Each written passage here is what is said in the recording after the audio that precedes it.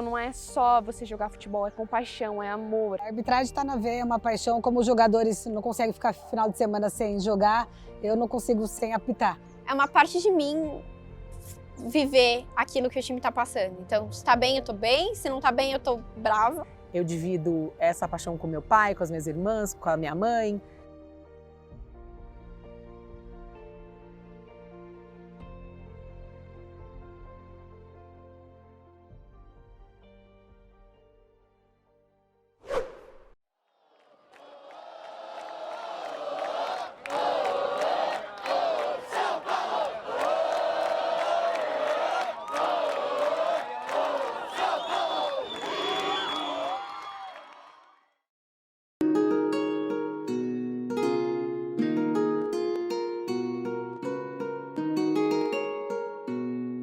Eu acho que ninguém precisa de uma desculpa para viajar, né? Todo mundo gosta, é legal.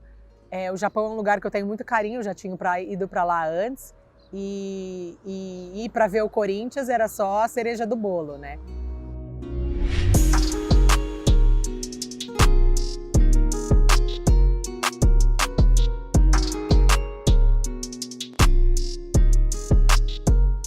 Eu vou à Arena Corinthians e perto de mim ali eu tento sempre sentar nos mesmos lugares, então às vezes eu até reconheço umas pessoas. Lá não, era totalmente diferente. Como eu estava com uma amiga, eu sempre tinha ela por perto, mas abracei incontáveis desconhecidos naquele dia. Daí fui almoçar com a minha amiga, toca eu pro lado leste extremo de Tóquio para encontrar essas pessoas no pagode com churrasco.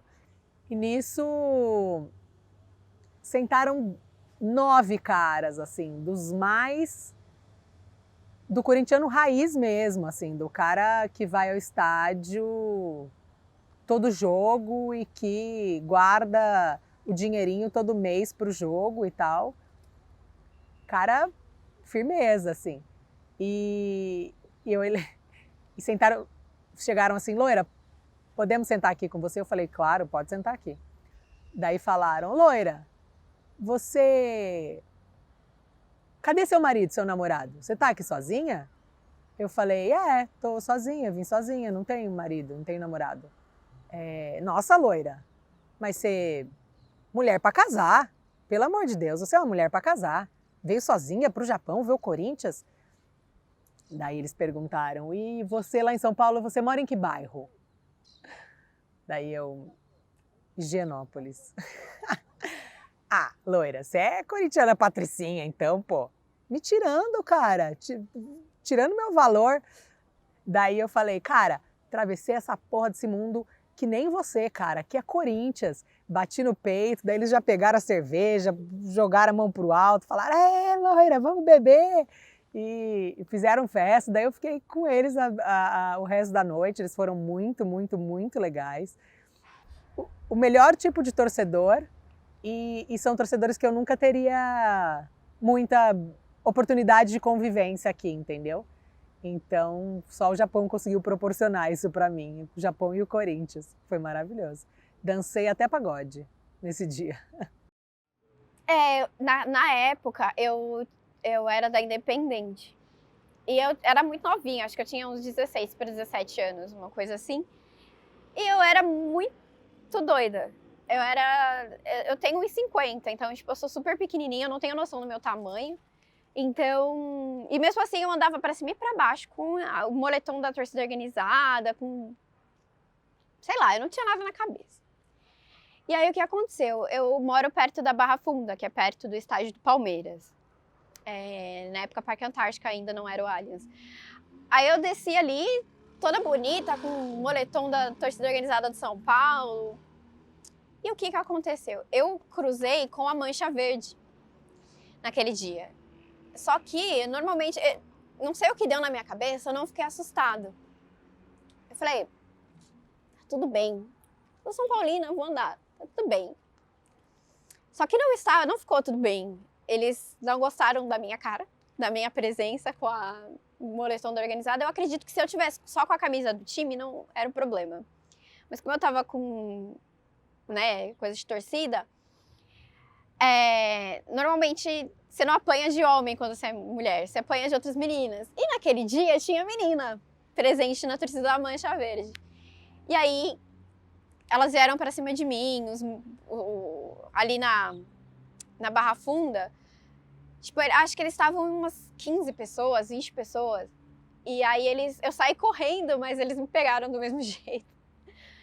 E aí eles tentam, né, arrancar seu agasalho, eles tentam, tipo, sei lá, levar um troféu, não sei. Eles queriam o meu agasalho. E aí um dos caras que estavam juntos me seguraram e as outras meninas começaram a me bater. Acho que estavam 2 meninas. E aí elas, tipo, nossa, estavam descendo o cacete em mim. Naquele dia, o pessoal da própria Barra Funda ali do metrô acabou me ajudando. Então, tipo, veio segurança, separou. Eu cheguei em casa com o óculos quebrado e com a cara meio inchada. E foi isso, foi um susto. Minha mãe ainda falou, é pra você aprender a parar de andar com camisa de time por aí, você merece. Tipo, tomei uma bronca da minha mãe, apanhei, tomei uma bronca da minha mãe. E perdi, acho que o agasalho ficou rasgado, então não deu pra usar. Mas a partir desse dia eu comecei a pensar se era legal eu continuar tendo as mesmas atitudes que eu tinha. Eu costumo falar para as pessoas, e é essa a memória que eu tenho, assim, que eu não comecei a gostar de futebol, eu comecei a gostar do Corinthians. Meu pai é corintiano, é um corintiano bem light, assim, ele não é nada muito ferrenho, assim. E ele sempre parava para assistir os jogos, assim, e tal, e eu lembro de assistir os jogos com meu pai, e disso ser um programa que a gente fazia juntos, e eu lembro de chorar quando o Corinthians perdia. Acho que criança não gosta, né, de perder. E quando acho que se apega a um time ainda, meu pai falava, filha, esse jogo não importa muito, não tem importância perder hoje. E eu chorava mesmo assim. Então, com certeza foi uma influência do meu pai, assim, mas ele mesmo diz que é uma coisa que é minha desde o começo, assim, eu surpreendi muito ele. Na minha família eu só tenho meninas, eu só tenho irmãs. Eu nasci no final dos anos 70 e cresci nos 80, numa época onde menina não torcia para futebol, menina não gostava disso, não era normal. E então ele fala que sempre fui eu, assim, eu sempre virei uma torcedora roxa sozinha, assim, ele não precisou fazer muita coisa, assim, para eu virar torcedora. Eu era criancinha, então eu tive influência do meu tio. Os meus pais, eles são jornalistas, então eles eles trabalhavam bastante com futebol, mas eles nunca tiveram um time, assim, sabe? Meu pai mesmo não gostava muito de futebol, apesar de trabalhar com isso. Ele estava sempre no campo, mas ele não tinha um time para me influenciar. Quem era muito São Paulino na minha família era o meu tio. Então, ele tratava o futebol como uma coisa para unir a família. Então, tipo, domingo ele começava, vem, vamos ver o tricolor jogar. Eu, pequenininha, com uns 4, 5 anos, não entendi o que era ver o tricolor jogar, mas era uma festa pro meu tio, então eu tava na festa. E aí foi assim que começou. Ele tentou influenciar todos os meus primos e da mesma forma, mas acho que só eu fui picada pelo inseto do futebol ali. Até hoje é assim.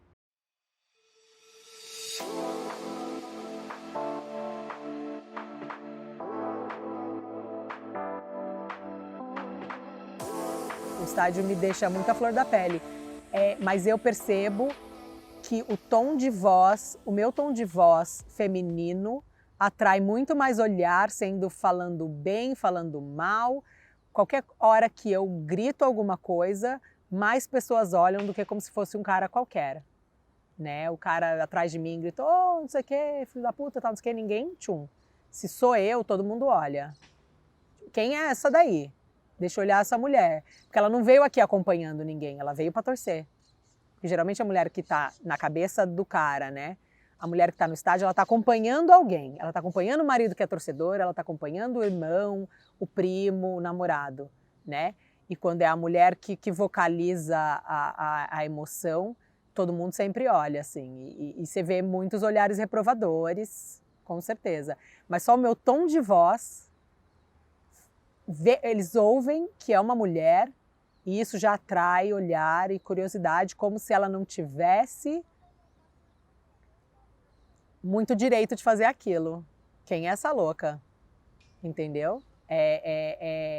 Isso é muito curioso de ver e eu sempre olho assim. E me dá vontade de gritar mais ainda. Eu virei outra pessoa no estádio. Tipo, não... Eu esqueço que eu sou pequena, que eu sou uma menina e eu viro outro ser humano, assim. Eu grito, xingo, falo palavrão pra caramba. E às vezes tem aquela olhadinha, tipo... aquele julgamento, assim, sabe? Nossa, mas você é mulher, por que você tá xingando? Nem ligo. Tipo, eu tô ali, eu tô no estádio, é o meu momento. Se eu tenho que xingar o técnico, eu vou xingar. Se eu tenho que xingar o goleiro, eu vou xingar. Não me interessa, sabe? Eu acho que isso vem um pouquinho mais de homem, claro. Eu nunca vi, às vezes, tem aquelas meninas que vão só pra acompanhar o namorado, eu tenho bastante isso. E aí elas ficam, tipo, eu já vi menina me olhar assim, meio assustada, tipo, nossa. Mas, tirando isso, eu acho que as outras meninas que estão acostumadas a ir pro estádio, tipo, já nem ligam, porque aquilo... Por que o cara pode gritar, pode falar um monte, a gente não? Então eu vou gritar, vou falar, achou ruim também, problema seu. Mas existe aquele julgamento. Boa. Corre. O último a tocar na bola foi o Ademir, portanto é tiro de meta pro Corinthians. Futebol da Globo aqui nos jogos entre Não foi nada. Fortaleza. Falta! Eu acho que não dá nem para explicar. Eu acho difícil explicar a sensação de torcer por um time, de ser apaixonada por ele, assim. Um dia minha tia questionou, falou, nossa, mas é uma menina tão, né, tão inteligente, tão, sei lá, que ela me elogiou já deselogiando depois. Como você pode gostar tanto, né, de futebol, do Corinthians? E eu falei, gente, tia, pensa em alguma coisa que está na sua vida desde que você se conhece por gente, entendeu? Uma coisa, não uma pessoa, né? Não é um amigo, um familiar, é uma coisa, entendeu? Eu não tenho nada além, e tenho Corinthians, entendeu? Tenho Corinthians desde que eu era pequena, eu divido essa paixão com meu pai, com as minhas irmãs, com a minha mãe, com vários amigos, eu tenho histórias para contar. Quando eu namorava, eles tinham o Corinthians, quando eu terminei, o Corinthians estava lá, quando eu viajo, o Corinthians está lá, entendeu? Assim, é a vida inteira, é um negócio que você carrega no coração mesmo, assim, é difícil explicar.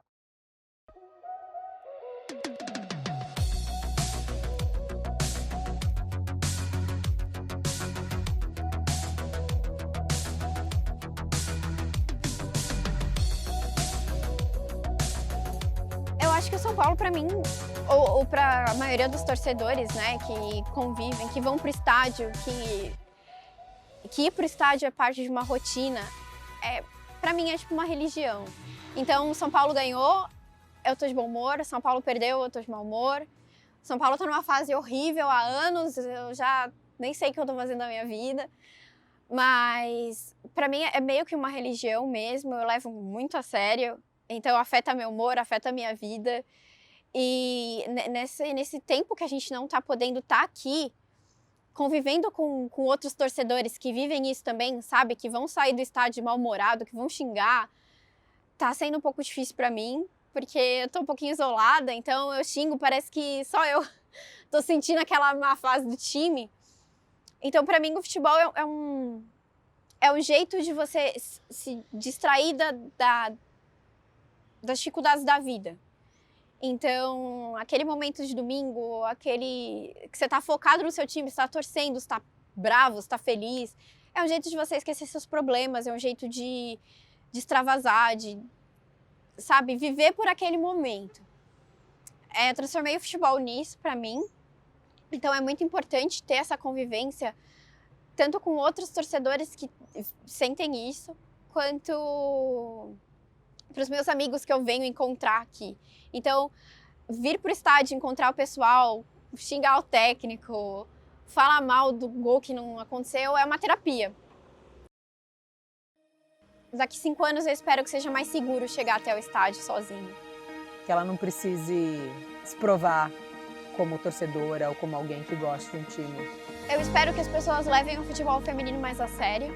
Se continuar assim, nem que seja devagarinho, um atrás de outro, como eu falei, de degrau em degrau, o feminino pode evoluir, não pode estagnar. Que a gente sirva para referência dos futuros árbitros e árbitras aí. Que as pessoas acompanhem o futebol feminino um pouquinho mais. Que as pessoas valorizem o futebol feminino um pouquinho mais.